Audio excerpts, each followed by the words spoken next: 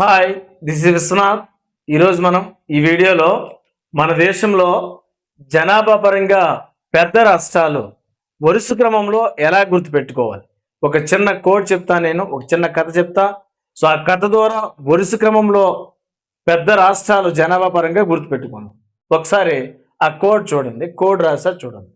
Uma Uma beer తీసుకురమ్మని, beer తీసుకురమ్మని బెంగాల్ కుర్రోడిని పంపించింది. ఉమా బీర్ తీసుకురమ్మని బెంగాల్ కుర్రోడిని పంపించింది. వాడేమో తిన్నగా ఎంపీ పోయాడు తమ్మి వాడేమో ఎంపీ పోయాడు. తీరా వాడి రాక కోసం చూస్తే వాడేమో గుజరాత్లో ఆంధ్ర అమ్మాయితో తిరుగుతున్నాడు. క్లియర్? ఒకసారి చెప్తా చూడు. ఉమా బీర్ తీసుకురమ్మని బెంగాల్ కుర్రోడిని పంపించింది. వాడేమో ఎంపీ పోయాడు తమ్మి.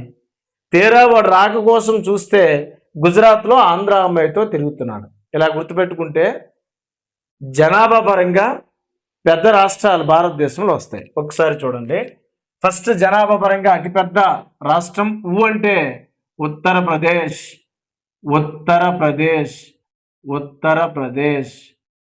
ఇక మా అంటే రెండవ పెద్ద రాష్ట్రం జనాభా పరంగా మహారాష్ట్ర.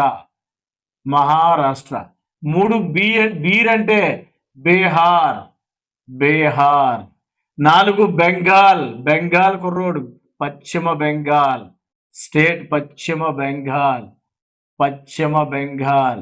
రైట్. ఎంపీ మధ్యప్రదేశ్. ఐదు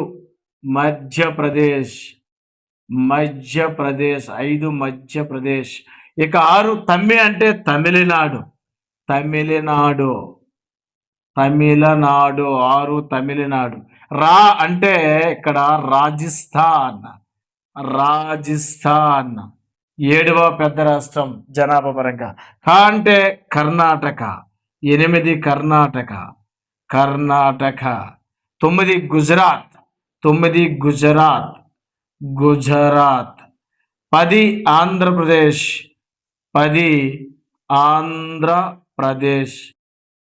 రైట్. చూడండి ఎంత సులభంగా గుర్తుపెట్టుకున్నామో మనం. ఉమా బీర్ తీసుకురమ్మని బెంగాల్ కుర్రోడిని పంపిస్తే వాడేమో తిన్నగా ఎంపీ పోయాడు తమ్మి. తీరా వాడు రాక కోసం చూస్తే గుజరాత్లో ఆంధ్ర అమ్మాయితో తిరుగుతున్నాడు. ఇలా గుర్తుపెట్టుకుంటే మన దేశంలో జనాభా పరంగా పెద్ద రాష్ట్రాలు సులభంగా గుర్తుపెట్టుకోవచ్చు.